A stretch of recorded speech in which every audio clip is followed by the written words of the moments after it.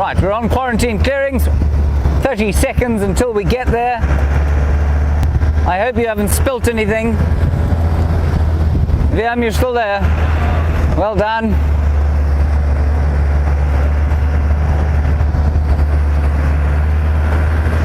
Watch the aerial. Amazing. One place that it could have got through, it got through. Brilliant.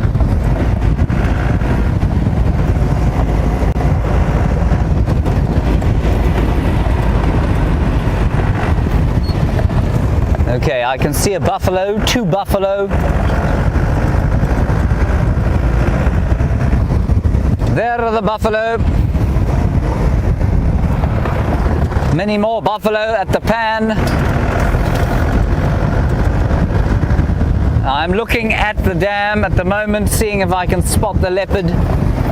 I think we'll go straight towards the dam wall, see if we can spot her from there.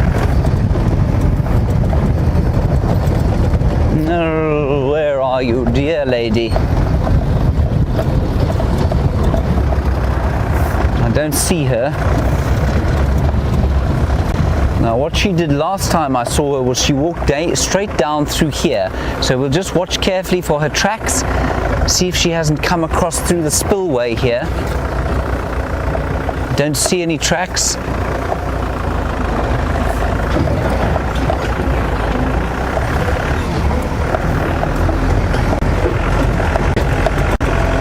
The buffalo's looking this way.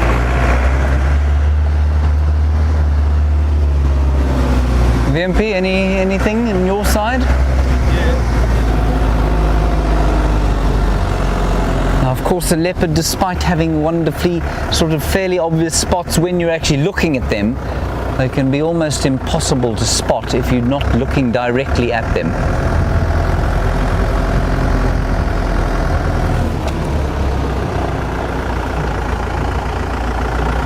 Oh dear, dearie me.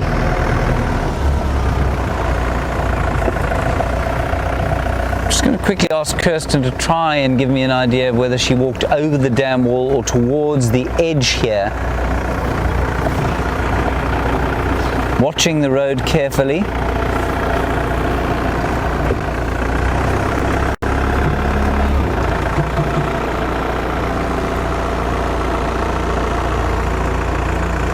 Now I think she's gone. Okay, so we can't tell exactly where she went, I'm afraid. I can't see any tracks. We'll turn around here once we've had a look down the road. Okay, I can see no tracks here. We're going to go back up onto the road, and then I'm going to turn off and see if I can hear anything alarm calling, like a bird.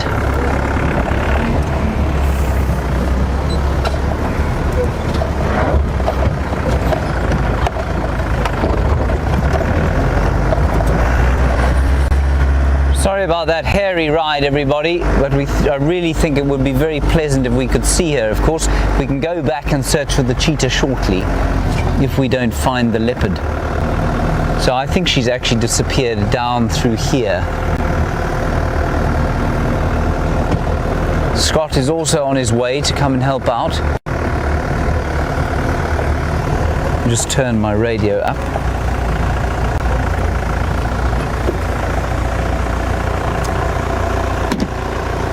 Alright, let's switch off here and try and listen. Of course, the Mahindra sounds not unlike a great bevy of tractors.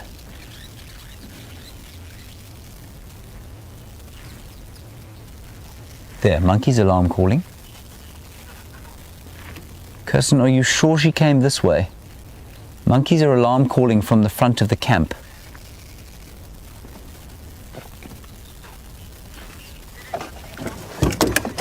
Maybe she turned round. Monkeys are calling from over there. It's not impossible that they can still see her sort of in this area. I wondered if she didn't go to ground, perhaps in this bush here. I'm just going to look very carefully at the ground here. I can't see any tracks.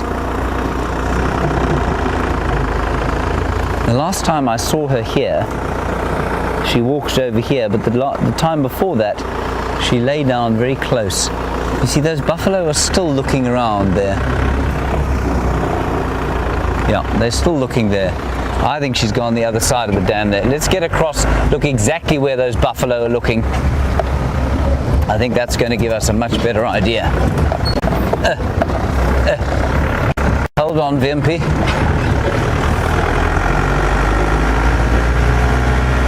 So if the Zoomy is listening, Zoomy, try and find the buffalo, and you can see one of them is horning. One of them is horning a piece of bush there across the way. Two of them are looking, and the monkeys are alarm calling. Excuse me.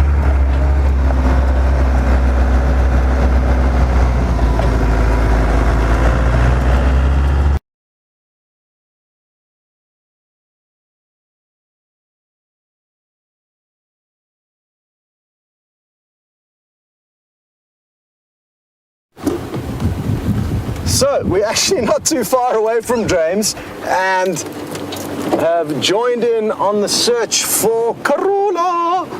Where are you hiding? Now, James is just up on our left, so he's working a slightly different area to us, which is useful. And who knows where she could have gone. It would be useful to know if she did actually manage to have a drink of water, because if she didn't, I feel that she could be lying up nearby. Oh no, she had a long drink. That's the last thing we wanted to hear. Good for her though. At least she got what she wanted before the buffalo chased her off. And the dam cam where she got chased from is just behind us to the left. And apologies if I don't give you guys too much attention right now, but I'm scanning in every possible direction to try and get a glimpse of the Queen of Juma.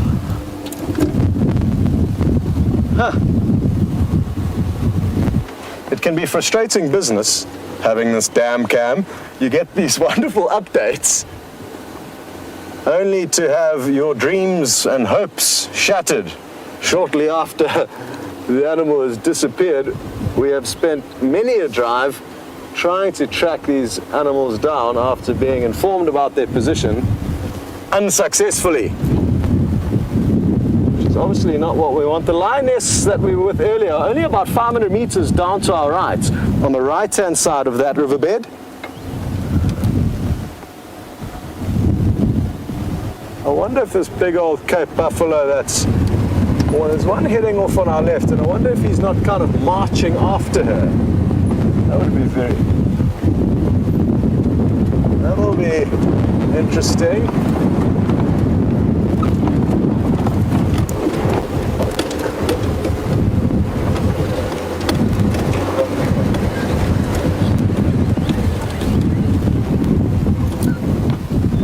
Now, I'm told that she disappeared just a minute after James arrived, so she could still be nearby. Go ahead, James. Sorry, we've lost battery, so we're going to have to go back. But there's a monkey alarm calling from the camp here. A buffalo, I don't know, they looked like they were looking in the direction. You can see them moving now. I don't know where she's gone. Okay, copy, perfect. Thanks very much, James. I hadn't heard those monkeys, so that's very useful. I'll switch off and have a look around here now. Thank you. Shame poor old James having to abandon mission in such an exciting scenario just to change batteries, but that is the trials and tribulations of being involved in a live safari broadcast. Oh, hello, Mr. Buffalo. Shame you've got a wound on your back. Ooh. You can go first.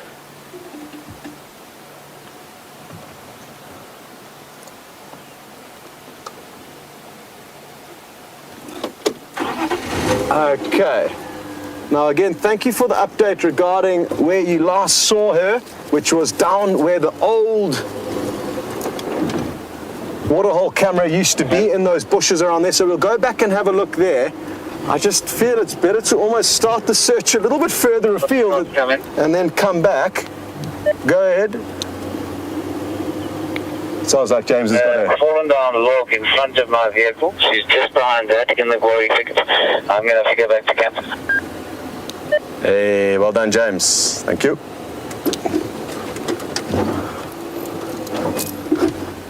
Once you get batteries, you can return.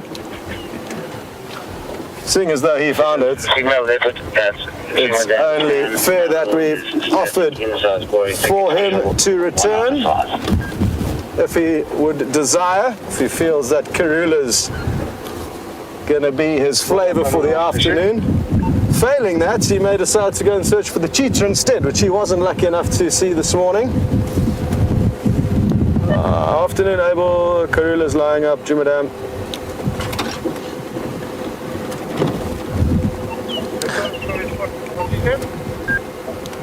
Juma, in front of the camp here at Vuyatela. There's 2 Juma waterholes, can you believe it? One's on Cheetah Plains and one is here. Okay, copy.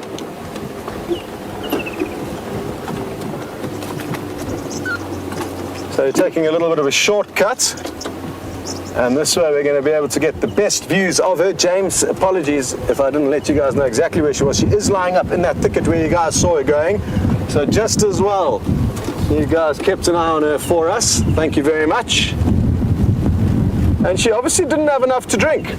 Or she did and just decided that it was time to sleep in the shade. Time will tell. Fascinating. What a day it's been. Leopard, lion, and cheetah. So for those of you who are on the sunrise safari, you are doing very well. There's also a strong chance that a pack of wild dogs may come and visit a little bit later on this evening. They're lying up not too far north of our northern boundary, full of an inyala that they consumed this morning. And what's great about this is that I think the buffalo on our right here is the last one to be leaving the waterhole. So if that is in fact the case,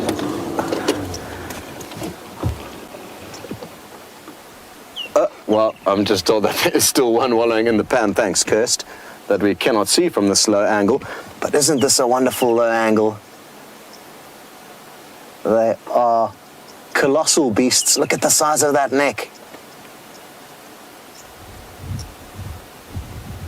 And we'll just make the most of this great low angle before we shoot across here and find Karula, who's lying up somewhere in those green bushes behind the buffalo now.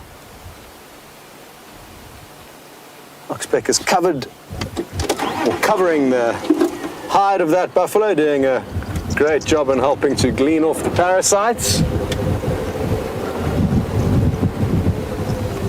Now, I think we're going to play a little game of spot the spotted cat. She's somewhere on our right. That is all I know. And another thing that I know is that the camouflage is remarkable. So, good luck everyone. The first person to spot her gets to do a rain dance that we need desperately this afternoon. Not sure if anyone's had any luck yet. Gonna keep going along here for a bit. Any luck, anyone? Any leopard here?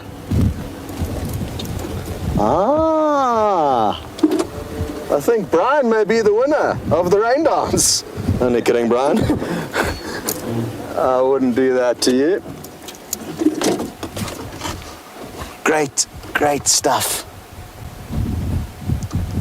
And just like the lion, she too is panting away heavily, battling in this hot weather. But what's interesting is that leopards are more prone to moving in the heat of the day than lion, and more often than not, even in the hottest days of summer, leopards will move a little bit during the course of the day. And wouldn't it be wonderful to know where exactly she came from? And another thing that would be wonderful to know, if we do get a good view of her belly,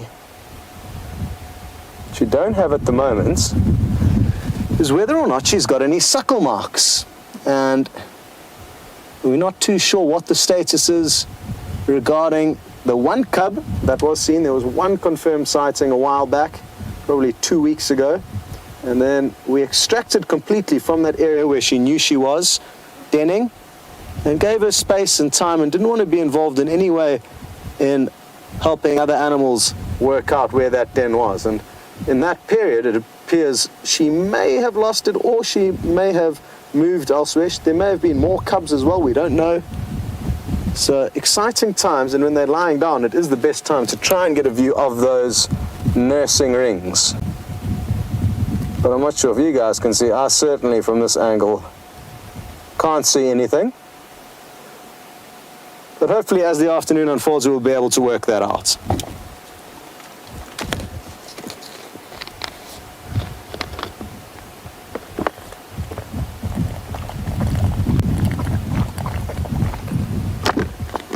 Apologies if you could hear me slurping down some deliciously ice-cold water. A celebration drink for finding the queen. I wonder what a lot of you guys thought regarding how far she may have run. They are masters of disappearing, and she didn't have to move too far away from those buffalo before she knew she was safe. Oh, here's something interesting happening just at the waterhole.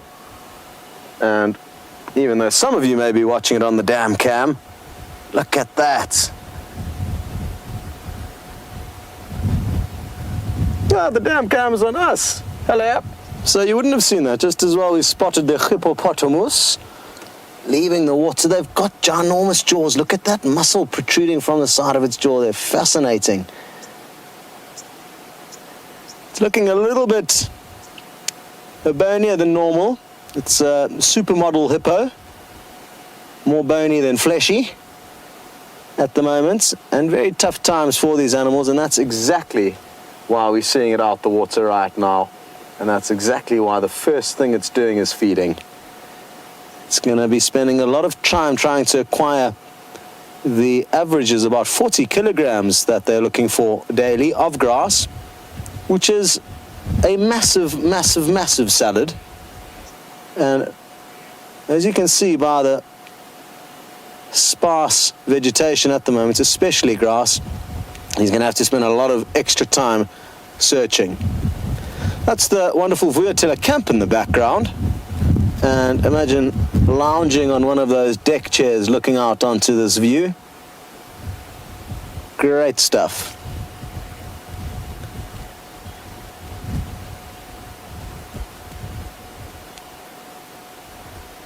So it's all happening around the water this afternoon, and no surprises there. Not only is there not much food around for the vegetations, but there's not much water either. So we've been extremely lucky in a lot of regards this summer, and that the game viewing has been easier than normal, easier to see deeper into the vegetation. It's not as thick as it normally is, and the water holes are teeming with game, which is usually not the case in the summer months. There's usually water around every corner, puddles in roads, mud wallows, dams.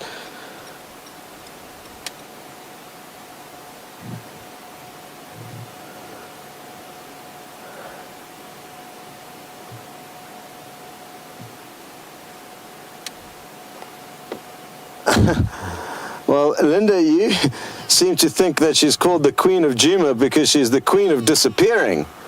And fair enough, I thought she was the Queen for other reasons. You said that she was laughing at us while we were driving around hoping to find her. And wouldn't it be wonderful to know exactly what she was thinking? I guess we'll never get to the bottom of that. Come on, Karula, you can go for another drink if you want. We'll be more than happy with that, but if you want to just do up some ruffled fur after your buffalo attack, feel free. A great view of that three-lobed back pad that's elevated above her head. Sadly, Brian is at full zoom here, so he can't get any closer.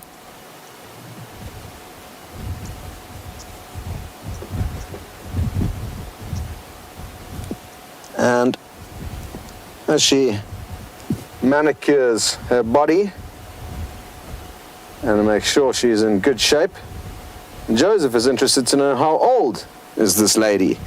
And I stand to be corrected.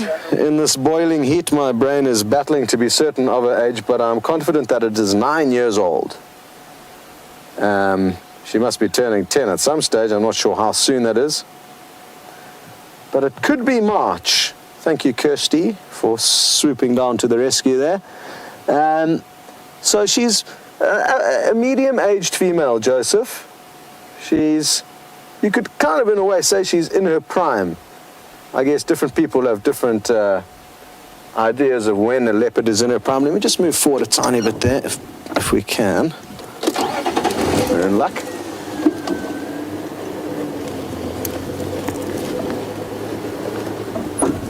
There we go, just to make the most of this while she is stationary and lying down. They can live up to 17, 18 years of age. I've heard rumors of leopardess even getting into their 20s, but like I say, that is a rumor, not confirmed. So, 17, 18 years of age, here she comes.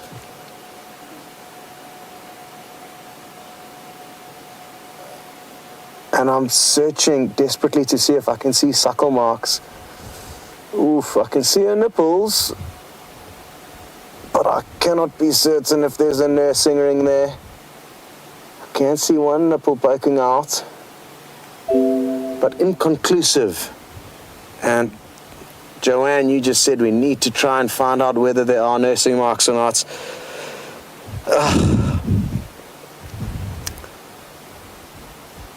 No luck though this time. If there are in fact the nursing marks, though, Joanne and everyone, that's great. It'll still be quite some time though before we can expect to start seeing any cubs though. Again, we want to be as sensitive as possible, just as we have been, and not sneak into her life sooner than we need. So I'm just going to move around again.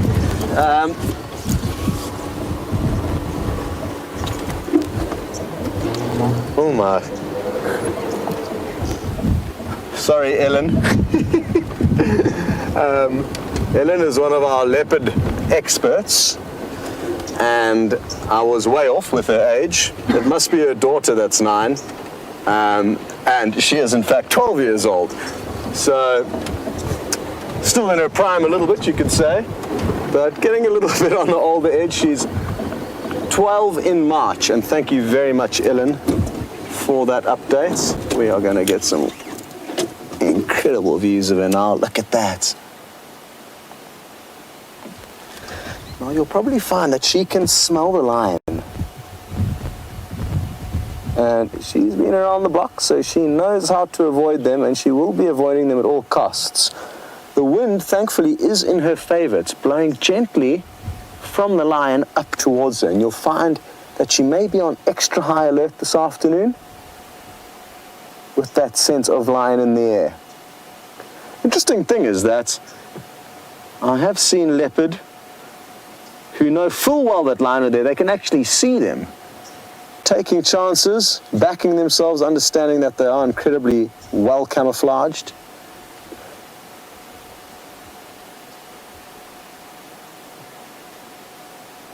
I can even see a slight yellowish stain around her one nipple, but again, it's just not enough to go on to confirm that she has been nursing cubs recently. Oh, it would be wonderful if we did know. But for now, I fear that the mystery... the mystery is going to continue for a little bit longer for us.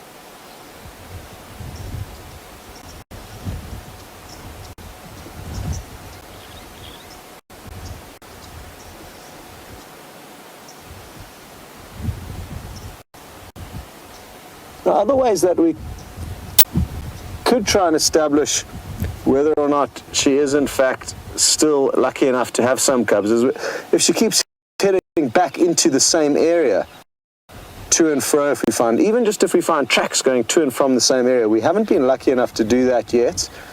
So again, none of us are sure what to think. We've obviously all had long debates.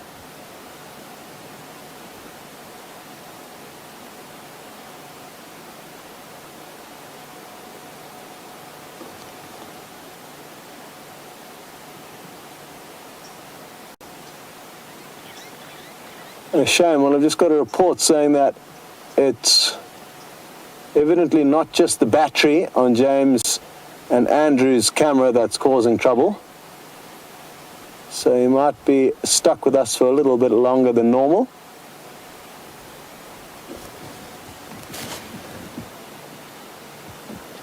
But everything happens for a reason.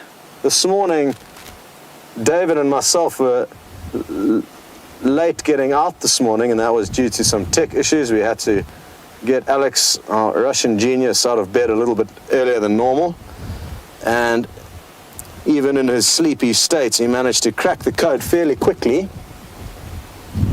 And essentially, though, we got out later than expected, and that's what led us to find the cheetah.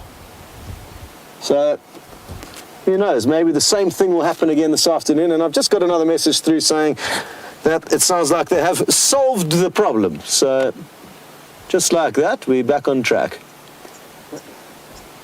So there'll be about 5 or 10 minutes before they're back. So good news there.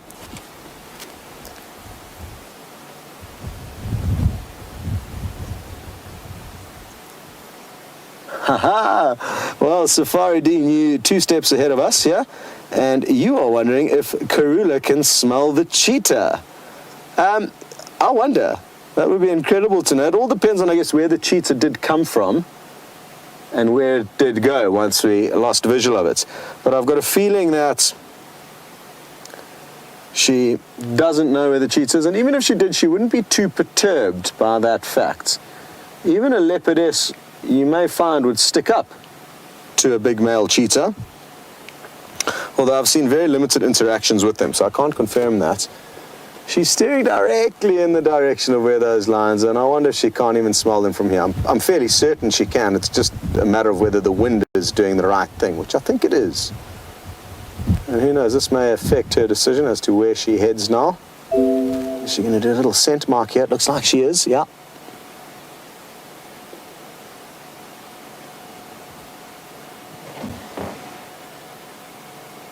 Well, James Richard, thank you for coming to the rescue and mentioning that she's just so close to our vehicle now. And mentioning that she doesn't look a day older than 9, my original false age for her. And aren't we so fortunate to be able to have leopard moving that close to our vehicle unperturbed? It is an absolute privilege to see animals like this that are naturally so shy and elusive, that are so relaxed with our vehicles. Very good.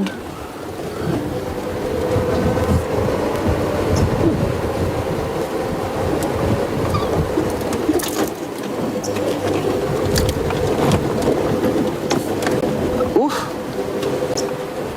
Hello, Rochelle, who's just 12 years old, and you'd like to know why exactly does Karula twitch her tail from side to side?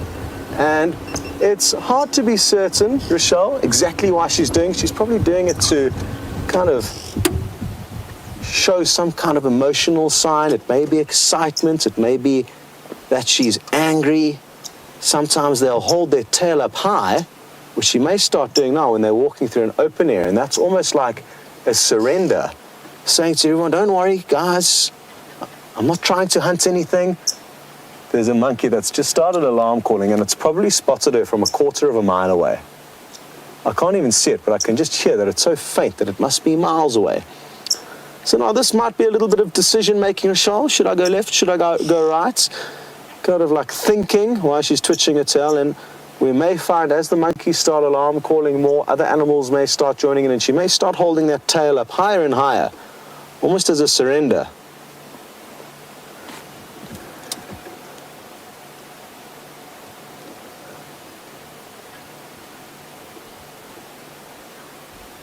Well, what's interesting about that direction she's deciding to head in now is that this is the exact same direction that she has been seen heading a few times.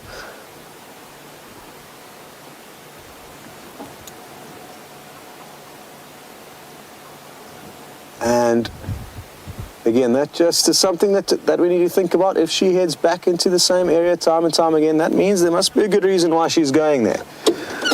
Hello to Rewired Port, and great to have you with us. You're interested to know if we're ever lucky enough to see leopards making kills on these live safaris or any animals, you know, with high action sightings. And yes, we do. We certainly do.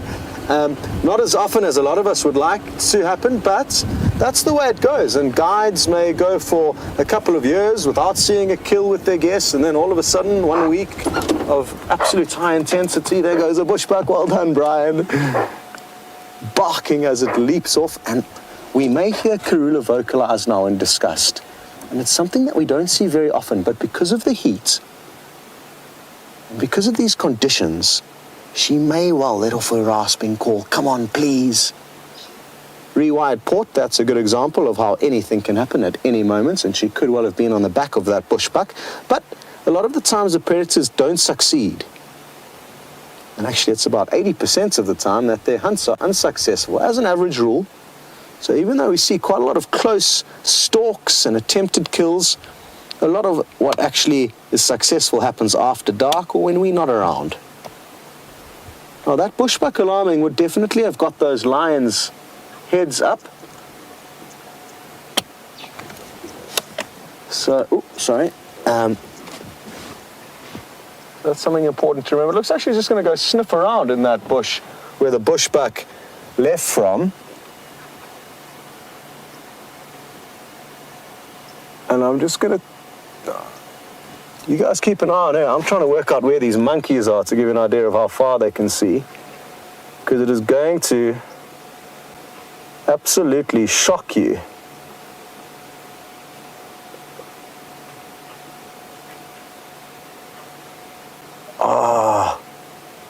They're too far for me to even see. They're somewhere up and around the Juma camp, probably sitting high up in a tree, which is their favorite position to sit when shouting at leopards, the best possible vantage point.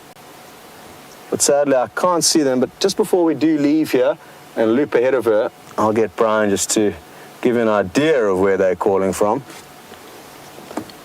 Seeing a leopard moving through a riverbed like this is one of the favorite things or favorite settings to see them in. I just feel it's such a picturesque environment for them. Looks like she's going to scent mark again. And that smells like buttered popcorn. Hard to believe.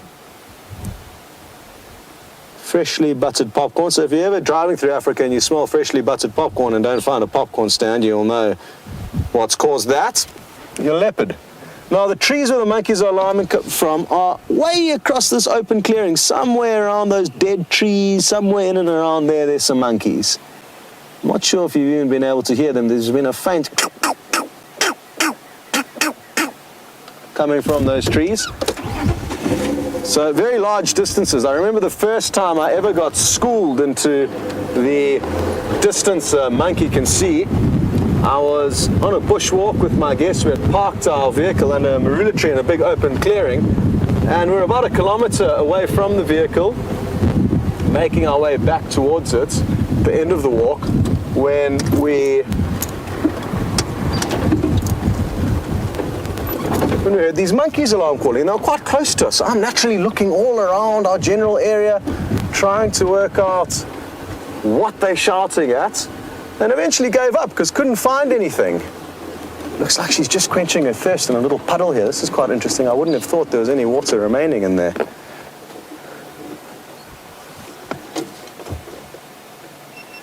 And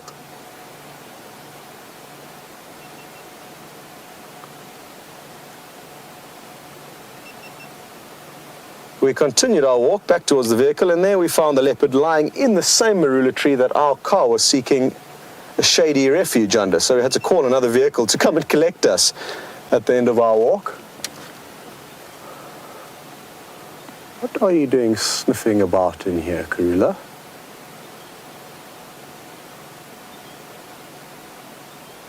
Just want to try and get onto the other side of the small embankment. We are quite close to her and we don't want to get in her way.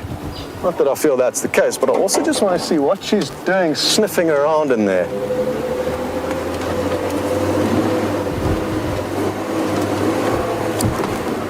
Lynn, you're right.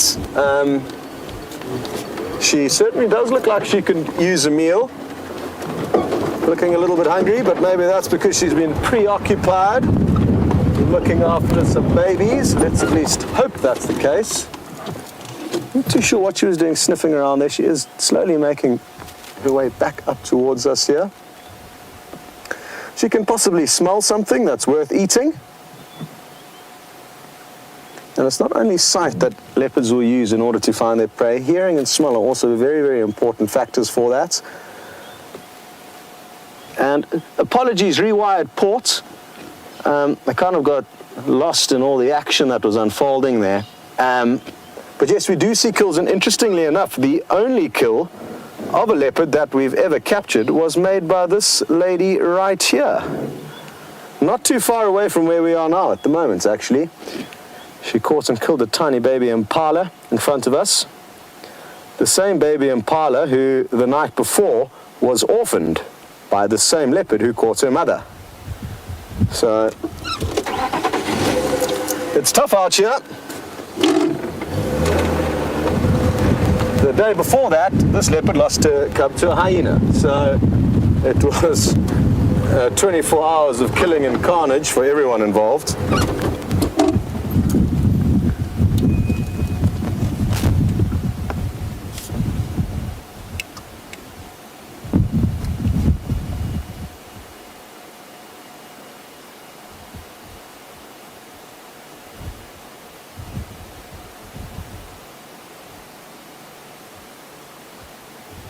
Hello to Steph, and you've asked a question that I'm not entirely sure how to answer, so maybe somebody can help us with this. And you'd like to know exactly what the leopard scent mark is made up of. Is it kind of the same as their urine? Is it something different? And I'm not entirely sure. So, oh, there's a bushbuck or a nyala that's alarm calling. It's just up ahead of her, it sounds like. And it's probably going to intensify as she gets closer. Yeah, it's in front of her. And I can just, maybe it was kudu, but I can just see a few tails bounding off into the distance. Brian had a valiant attempt at trying to get you a glimpse, but it was literally just one or two bobbing white tails running off into the distance, and they look to be like the tails of some nyala.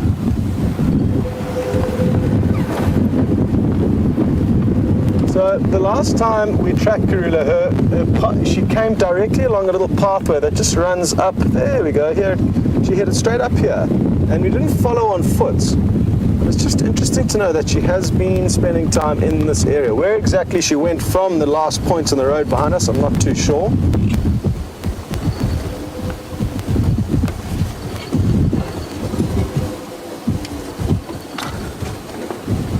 Just going to give the guys a quick update on the radio regarding her movements now. Stations, Karula is mobile north from the dam wall.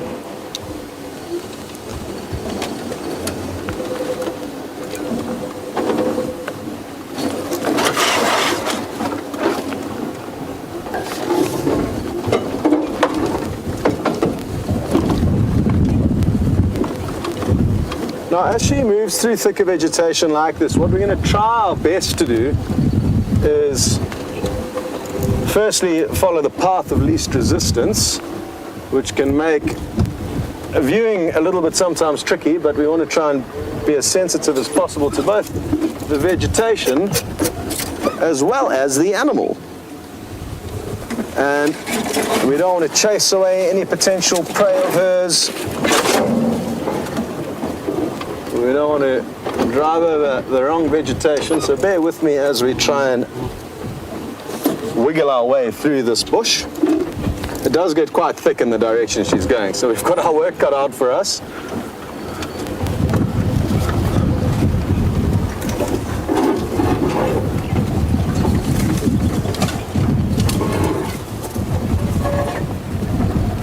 Now, some of you have mentioned concerns that we shouldn't be following her at all, because in case we find her cub. And I appreciate your guys' concern, I really, really do. But what I can assure you is that the behavior and methods that we have chosen to adopt with this specific leopard It is the first time we've had cubs around. Is a very sensitive one, and there are many other camps in Africa that from the moment a den site is seen, they'll put vehicles in there, maybe only one per drive, but from the day that that den site is found, they'll put vehicles in there, and there've been many a success story with cubs making it to adulthood with that same practice.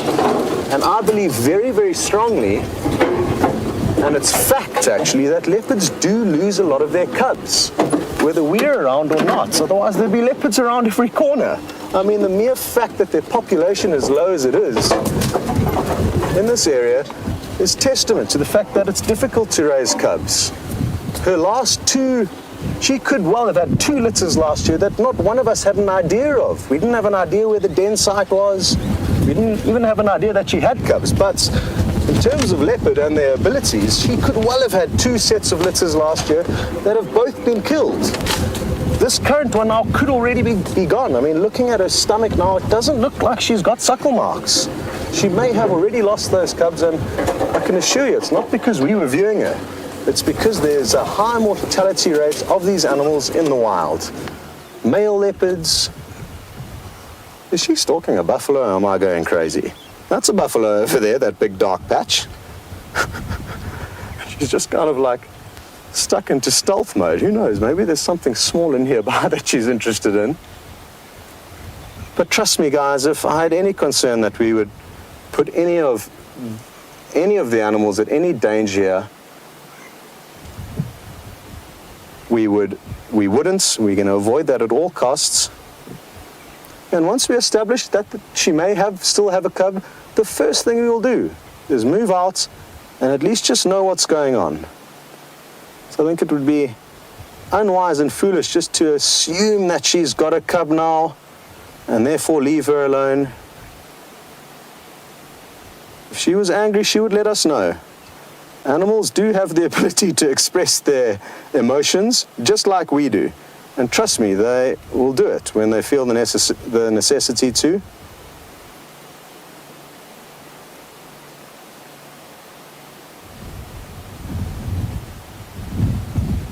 So, thank you for your concerns. We appreciate your concerns. It puts a smile on my face to know that you guys are worried about her and her cubs. But trust me, we are here in the situation. We've been through this many times, at least I have. And we are erring on the super sensitive side at the moment.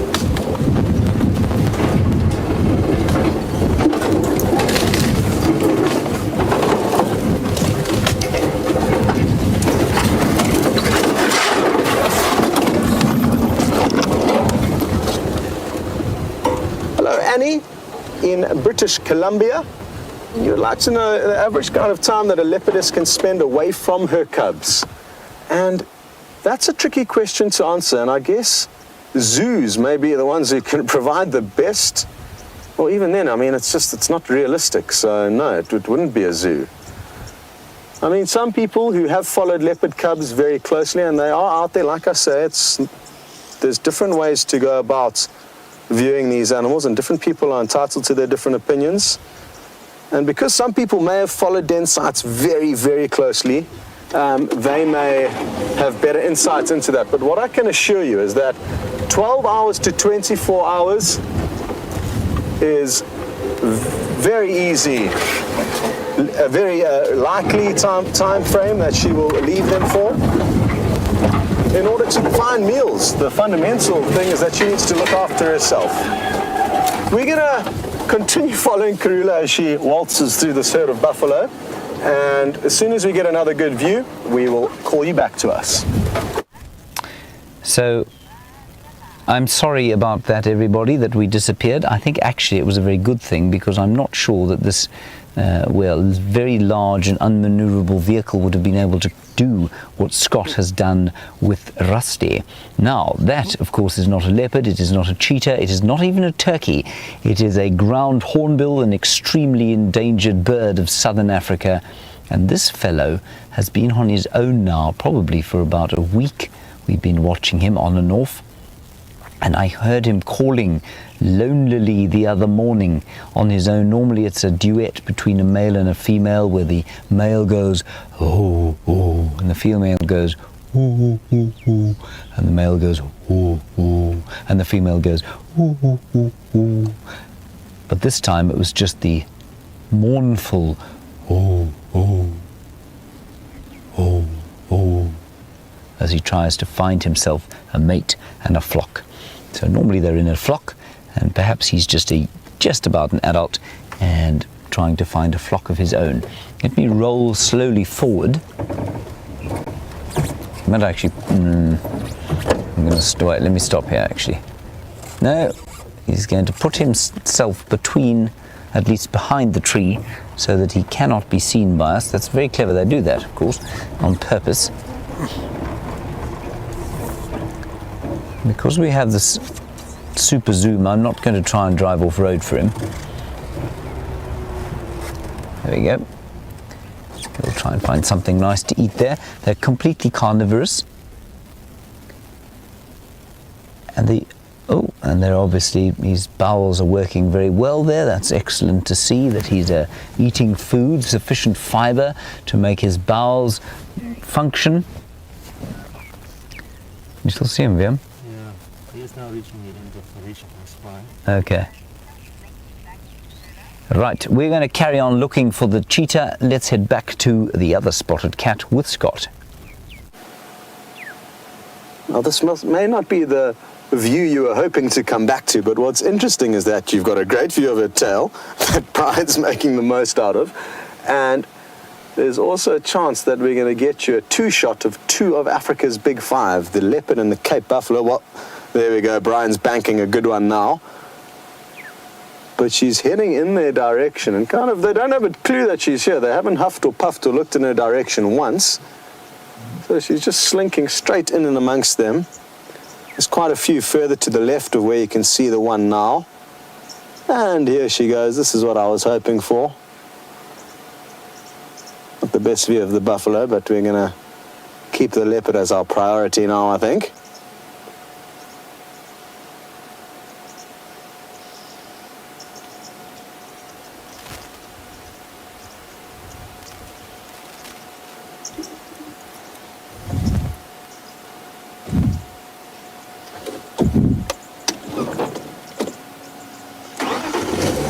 James Richards, I couldn't agree more with you. This abnormally dry summer weather is making her blending in a lot easier than it would be in the summer. I find that they do stick out quite a lot more in the summer months when there's a very dark contrasting green coloration. They still blend in well, of course, but I certainly think the dry months are their most effective months with regards to camouflage.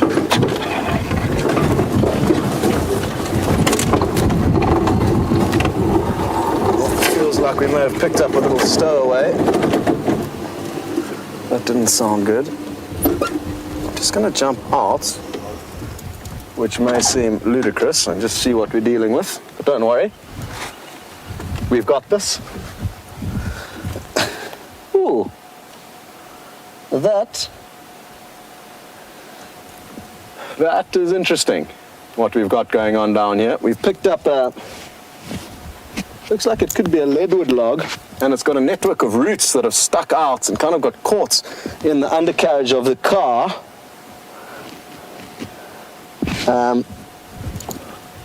So what I'm going to suggest doing is probably sending you back to James while Brian and I work out how we're going to bush mechanic our way out of this one.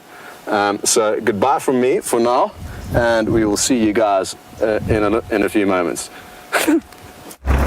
I knew that was a very good decision of mine not to go after Karula in this car. Poor old Scott has now lodged himself seemingly on a rock or a log. I'm sure he'll get rusty off eventually, but at least we have had a magnificent sighting of Karula. So I just want to quickly tell you how I managed to spot her. I just had a feeling, because we hadn't had any tracks of her going away, and then Scott said, he said, I bet she's lying here somewhere. I heard him say it. I bet she's lying around here somewhere because she hasn't finished her drink yet. And I just thought, let me look behind that worry bush, because I've seen her lying there before after she was chased off by buffalo. And sure as nuts, I looked over the edge of the log And there was the beautiful golden pelage of Karula, the peaceful one.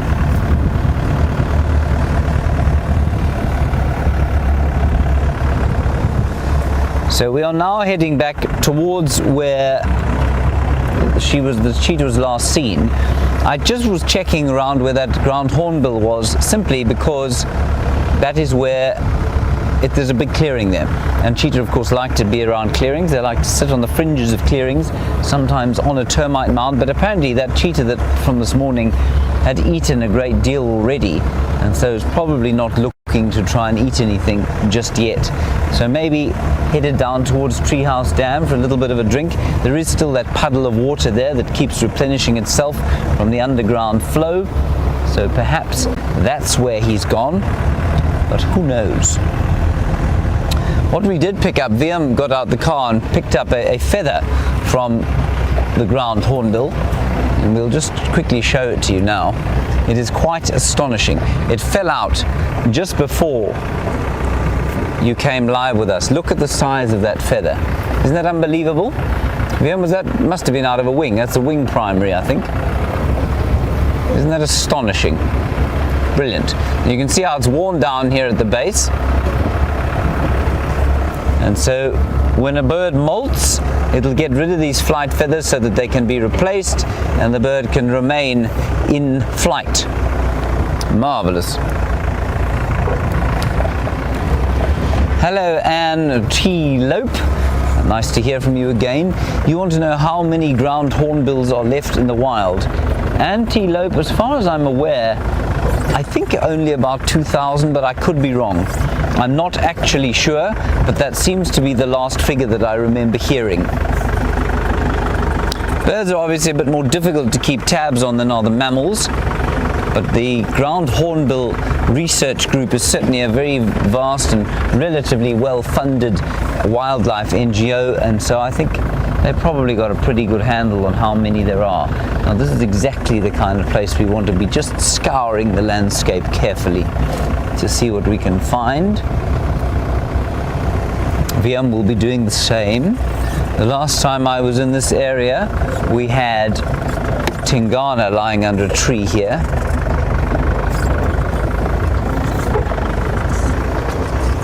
And Jeffrey in Texas, I agree with you. I mean, if you were watching this show for the first time, or you'd been watching for a few weeks, and I told you that rare bird was endangered and we hardly ever see them, you'd probably say I was lying to you, simply because we see them relatively often. And Jeffrey, you say, of course, that we're so lucky to see such an endangered bird so frequently. Absolutely we are.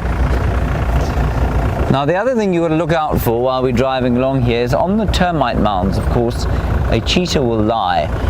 And they're brilliantly designed so that they can lie sideways with their heads kind of upwards. So if you imagine lying on your side, twisting your head 90 degrees and being able to look upwards over your shoulder on a more sort of permanent basis, you can imagine how uncomfortable you would be. Now a cheetah, because it has to keep looking out for things that might want to attack it, or perhaps antelope walking past the termite mound where it's hiding, can flatten its body against the ground and just lift the head up and look almost 100, probably 270 degrees around without moving the body. It's a very clever design, but it also means that they're quite difficult to spot. So very slowly driving down here. And of course, normal summer vegetation would make this very difficult indeed. Now, there's some zebra in there. They looked like they were looking at something. Well, I mean, they can hardly avoid looking at anything unless their eyes are shut. But let's just keep looking there. And I'm just scouring the termite mounds around at the base there. See if there isn't a yellow and black spotted pelage. Okay, Karula, I think, is going to disappear into the bush. I'm not sure what Scott's status is. Let's nip back to him and see what happens. Welcome back, everyone. And we've got a flat tire, but we're going to be able to ride on it for a little bit. It's not completely flat. So we've still got a little bit of time to get you a few more glimpses of Karula. But sadly, this puncture is going to mean we're going to have to leave her behind. But we, like I said, at least should be able to get you some good last views of her.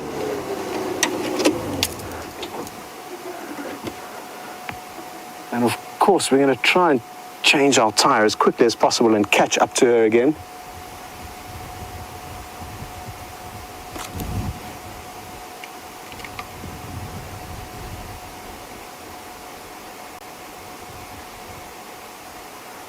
And Matty, my good friend who is just 9 years old, is wondering whether the leopard is safe or whether she's heading towards the lion. And don't worry, Matty, she is heading away from them, so she doesn't have to worry about racing up a tree if they start chasing her.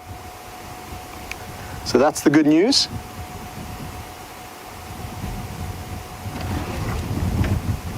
The only bad news is that we've got a flat tire. Can you absolutely believe our luck? But everything does happen for a reason. Just like I said earlier, the tech issues that James was facing. Okay, well, now that we've lost visual, we're going to send you away so that we can change this tire as quickly as possible, and who knows, maybe, just maybe, we will be able to find her again. So, goodbye, good luck, and hopefully this tire... Well, at least we got a good view of her, everyone. Sorry about Scott's tyre. I think that might be the first time that Rusty's actually had a puncture. The tyres on Rusty look pretty indestructible. So he must have hit something pretty hard. Something must have snuck up on him as he drove through that drainage line, probably perforated the sidewall of the tyre. I obviously haven't found the cheetah yet. This is quite a nice shot. I'm just going to keep turning off just to see if we can get some alarm calls. VMP, there's a fork-tailed drongo up there, and we were talking about the fork-tailed drongo a little earlier. He's in the he's in the knobthorn behind the scotia and just hanging in a very thin branch there. Can you see him? No? No? Okay, well, let me try and explain. If you go up the knobthorn's trunk, right, there he's flown away. Yes, it's not great when he flies away there. There, have you got him there? Right, so fork-tailed drongo. Now you can see him with his forked tail. And a forked-tailed drongo will normally be following a large herbivore in order to eat the invertebrates that it kicks up. Now I'm just listening carefully for any kind of alarm call. Can't hear anything at this stage except the gentle wind blowing out of the southeast. The sun mercifully hidden by a lying cloud. Right, I think that's enough drongo, don't you?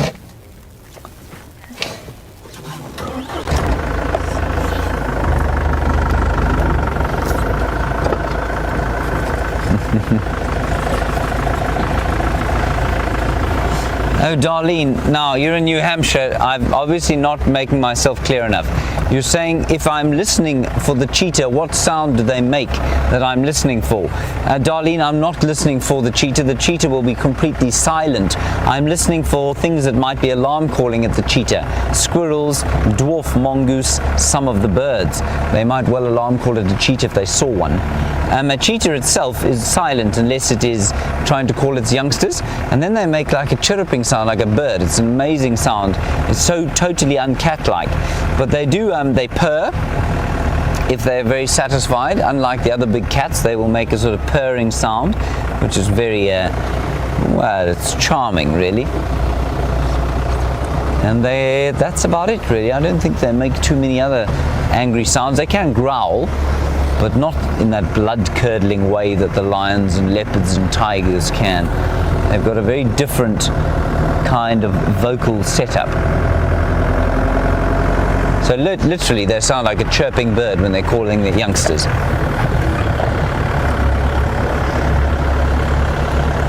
So we've done what we call Finns Road, and we're now heading towards the dam.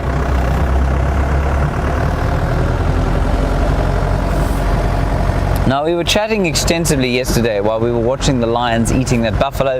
We talked about lions and their ability to scavenge, and hyenas and their ability to scavenge. And James Taylor, you want to know if cheetah will do the same thing. Will they eat rotten meat? Will they scavenge? No. Most of the time they won't. Can they eat rotten meat? Yes, probably they can, and survive quite happily. Remember, cheetahs are right at the bottom of the predator hierarchy out here. They rank lower than lions, hyenas, leopards, and wild dogs. Not in that order. The order would be lions, hyenas, wild dogs, leopards, and then cheetah, somewhere way down below. So the reason they probably don't scavenge as much as they might is because they will, they'll be chased off kills even by jackals, they'll be chased off kills by vultures, so it's really very easy indeed for other animals to steal from a cheetah, and so very difficult likewise for them to try and steal from other animals that have killed. Nice question, thank you. So they do most of their own killing on their own. I can see no tracks of this fellow, but we'll keep looking, of course. Lots of questions about the names of animals here today. And Rochelle, you're in London, you want to know why the cheetahs don't have names. Simply because we don't see them enough. The last cheetah we saw was 7 months ago. We don't know if this is the same cheetah, if this cheetah's ever been here before. They're not territorial, especially in the presence of other predators. So we don't know this cheetah well enough to give it a name yet. We don't know if we'll ever see it again. We don't know if the next cheetah that comes onto the reserve will be the same one. It's almost impossible, so it's pointless naming them. The dam is just down here. The junction it was last seen is just up there, so it's quite possible that he would have crossed, he or she, I don't know if it was a he or a she, would have crossed in front of us. We'll head towards the dam and see.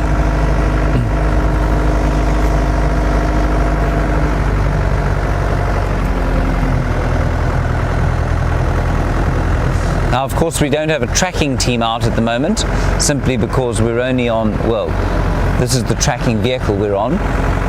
So while Brent Lear Smith, who's not on drive, would probably normally be out scouring the landscape as well, on foot looking for the cheetah, we're on our own. So I need your help, please.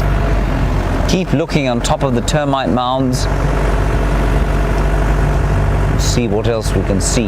Now, the reason I'm so excited about seeing cheetah, of course, is because the last time we saw one was 7 months ago. That is a long time. And they too are endangered. Not quite as endangered as wild dogs, but they are certainly endangered. And I think they have some wonderful stories about them. You know, cheetah, Genghis Khan used to keep a stable of cheetah for hunting. They can be imminently domesticated, although they don't breed very well in captivity. In fact, they breed very badly. But they can be, if you raise a cheetah from birth, they can become very tame, completely comfortable around human beings. And a bit like a wild dog, if they're used to people, you can actually follow them on the hunt. You can walk with them and they won't pay you any attention. But you'll never get the same response from lions or leopards in the wild.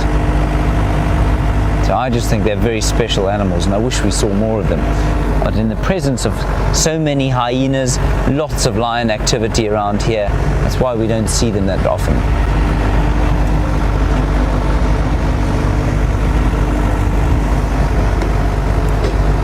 A very astute question coming through from Shannon in Ohio. And Shannon, you want to know if cheetah would walk on the road like the other predators do. Yes, but less, Shannon. It's a very good question. They would, but they would walk much less on the road, I think, than other animals would, simply because they want to stay undetected far more than leopards or lions or hyenas. Right, I'm going to drive very, very slowly up to the dam now.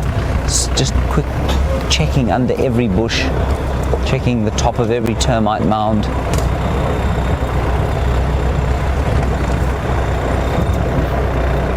Might find the recalcitrant cat having a drink as we speak, but no, nothing at the dam at the moment.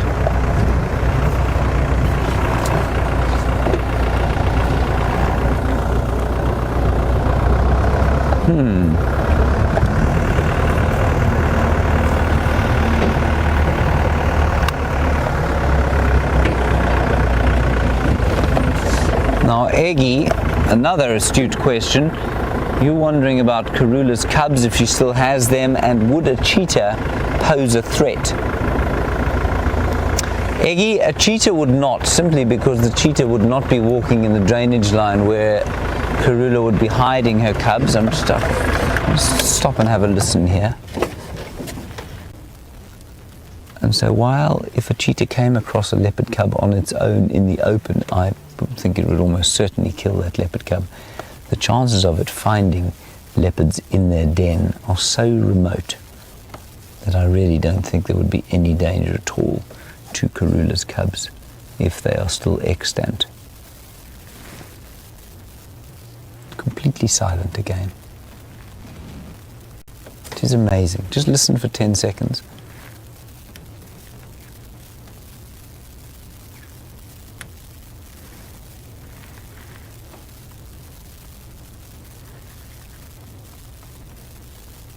Just the buzzing of the flies. Isn't that amazing? And I'm sure it's because of the lack of water. I think normally around this time of the evening, as the day started to ebb away, so the birds would start to sing. But they're not doing that now. Right, let's carry on.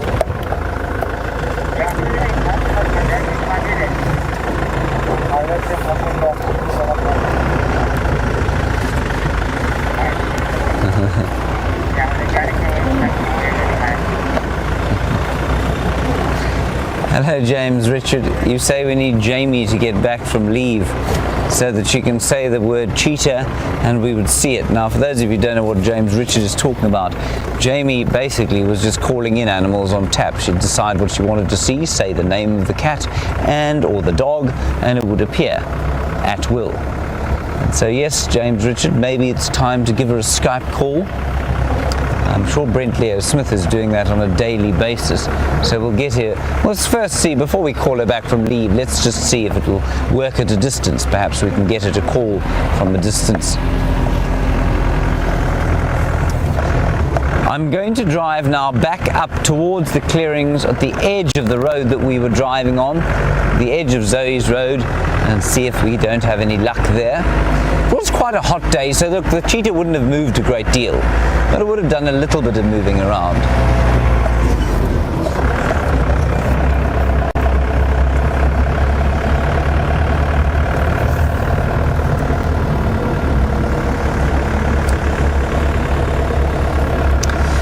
I just love getting astute questions, especially from our younger viewers. And Brooklyn, your age, just 10, and you ask a very clever question. Would a cheetah be able to kill a zebra? Not a full-grown zebra, no, Brooklyn. Would they take a foal? Yes, they could take a foal, and I'm sure they have at various stages. I've never seen it myself, but yes, they could take a small foal.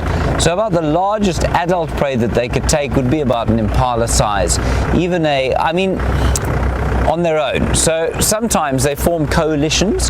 The males will form coalitions, especially if they're brothers, and then they do take down larger prey, sometimes up to the size of a wildebeest. I think a zebra might still prove slightly too much for them most of the time, though.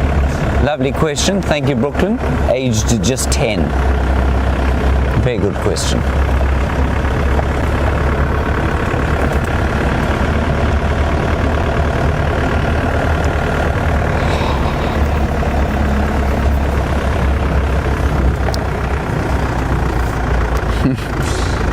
And of course, the man who travels more around the world than anyone else is Mr. Moustache, who is now away from Michigan and back in Iceland. Mr. Moustache, do tell us what you're doing. Are you a spy, perhaps?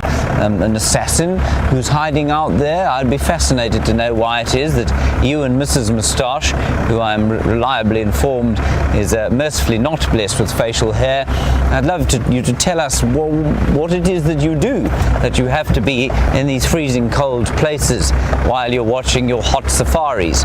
Anyway, you want to know what the structural differences between a cheetah and a leopard are. Very nice structural differences and very interesting ones. The first would be the size of the skull. A leopard, of course, has a massive skull, and by massive I don't mean huge, I mean big in relation to the rest of its body. It has enormous front teeth. It's got muscles that come off the top of the head, which give it very powerful jaws. And that's because when it kills its prey, it normally does it with one really vicious bite to the back of the neck or a choke hold. Now, a cheetah has a much smaller skull, and it has a much smaller skull because it needs to have, it's completely over specialized. It's over specialized to run at great speed. And so it's got the smallest head possible to allow for lightness. It's got much smaller canines, top canines, so that it can open up the nasal passages to suck in the amount of oxygen that it needs in order to run and move at great speed and produce the energy that it needs. No other cat has got the same size nostrils, but that means that it has to sacrifice size in the canines. So those are the sort of head differences. It doesn't have nearly as powerful a bite as a leopard does. And so it will have to kill with a choke hold. It won't be able to grab an animal at the back of the head and kind of snap the spinal column, which is the idea behind a leopard, especially with the smaller prey that it has. And then, of course, the leopard is stocky. A leopard is built a little bit like a pit bull. Like a pit bull, yes, I suppose it is built a bit like a pit bull. It's meant for very short bursts of extremely powerful speed. And you know, I don't think when a leopard hits an impala or a steenbok or a duiker, I don't think they know what's hit them. I think it comes so fast, they leap in at such an incredible speed, do what they have to do, you know, kind of tear and rip and bite so fast that I don't think the animal knows what's happened half the time. A cheetah cannot do that.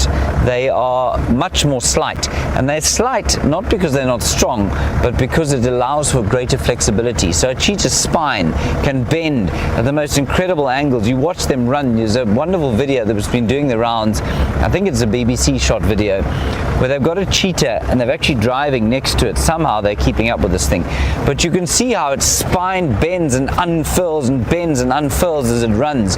Its back legs step way in front of its front legs as it explodes forward into the next stride. So it doesn't have the same kind of explosive musculature that a leopard does, but it is incredibly flexible. And then I suppose the last structural difference would be the tail. The tail of a cheetah is thick and heavy. We were chatting about that earlier, and it's thick and heavy because it needs that tail to sway from side to side when it's chasing something like a Thompson's gazelle, which is slower than it but can definitely change direction at an incredible speed. Leopard doesn't need that heavy tail because it doesn't change direction when it's chasing something. It doesn't chase, it stalks up to very close and then very short bursts of speed. So, Mr. Moustache, International Man of Mystery, that is my treatise on the different structure of the cheetah and the leopard.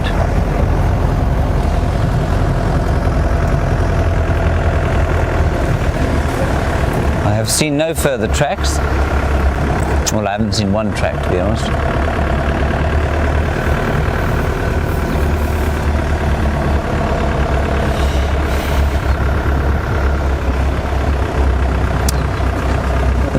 And we're having a day full of very astute questions today, and it's keeping me on my toes. Thank you. Jilly, you're in York in the United Kingdom, the North Country, and you were wondering why, if a cheetah doesn't want to be seen, why wouldn't it move in the drainage lines and the dry streams?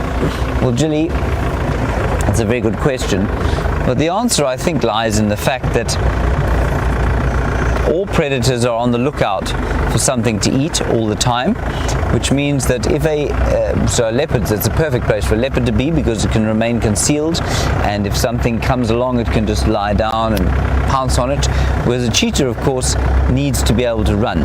So it's going to take every opportunity to be in an area where, say like this, if it was walking through the bush here, it would go from tree to tree, but stay within an area that it knows it can run through should the need arise. So that would be my guess. It's not to say that cheetahs never walk in drainage lines, but should they see something that they wish to kill, it will be pretty difficult for them in a drainage line. I have seen no tracks at all.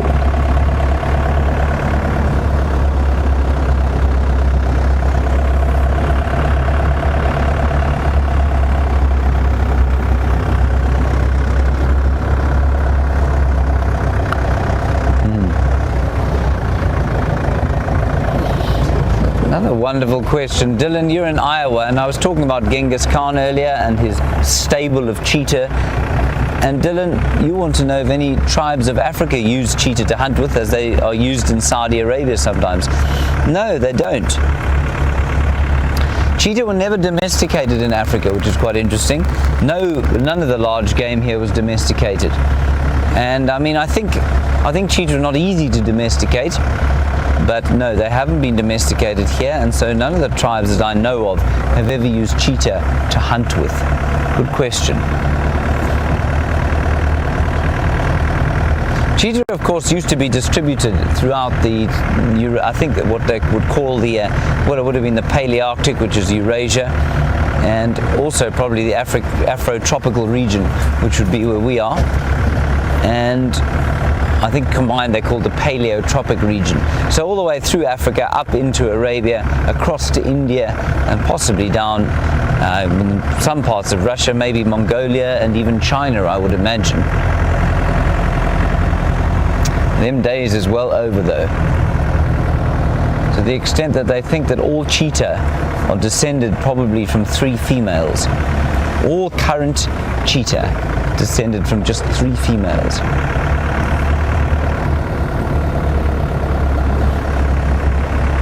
And that's called a genetic bottleneck. For those of you who are worrying about that sort of thing.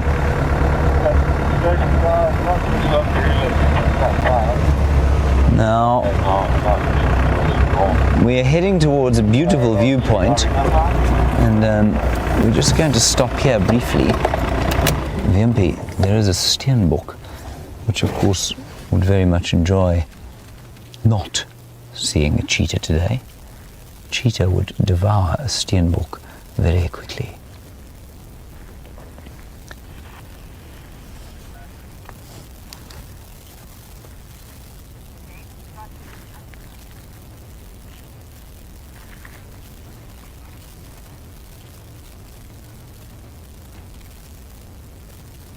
Little steenbok. And being pretty confiding, we don't often see them like this. Of course, they normally do what this one's partner did, which was run off. Difficult time for the steenbok now. They are concentrate feeders. They've been needing things like underground roots and new shoots. No new shoots on the leaves. No new shoots on the twigs. So very difficult times ahead for the steenbok. Okay, Scott is back up and running. I'm not sure what his plans are. I think he's probably going to try and re-find that leopard. So let's head across to him, find out what his idea for the afternoon is. I'm going to keep going down here and see if we can't pick up some tracks of the cheetah. So, welcome back. We had one of the longest tire changes ever recorded on the planet of the Earth, because we lacked the one spanner that we needed. So that is my excuse. Brian and I are Formula 1 pit quality tire changes, just so that you guys all know. We just need the right tools. Now, Karula was last on our left. About 100 meters behind us is where we left her, and she was heading parallel to this road that we're driving down now, but she had been tending in its direction. So she's been tending in a north and slightly east, which is that direction. She's been heading in a north and easterly direction.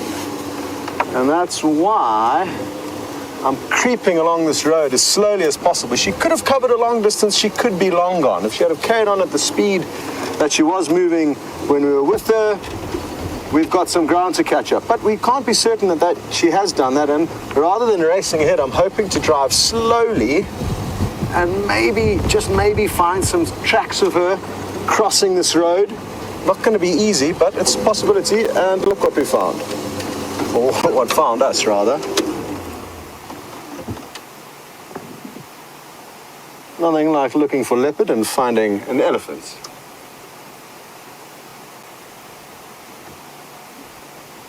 Is this young bull going to give us some attitude? I feel like he's thinking about it.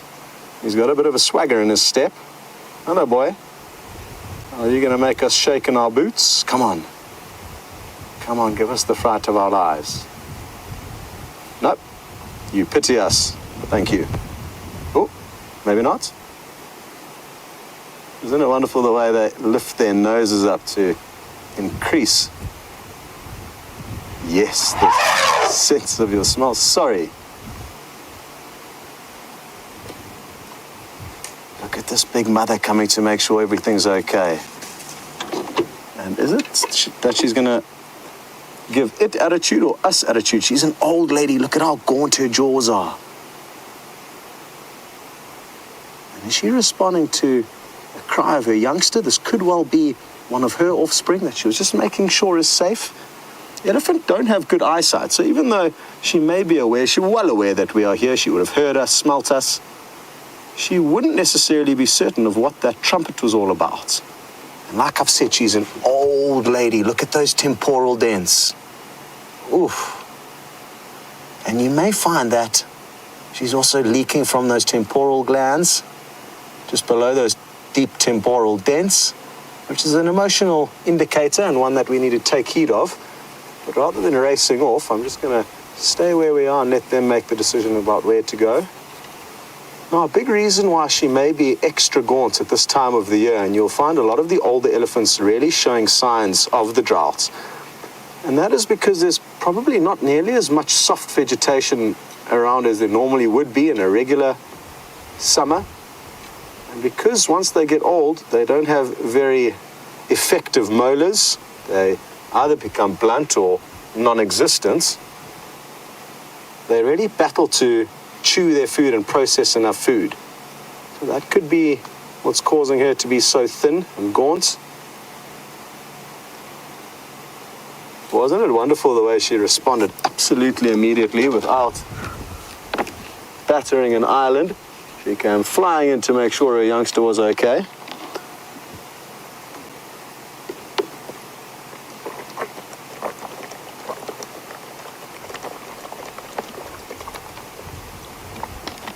Apologies. I just needed to quench my thirst again. Whew. That tire changing got Brian and myself fairly sweaty.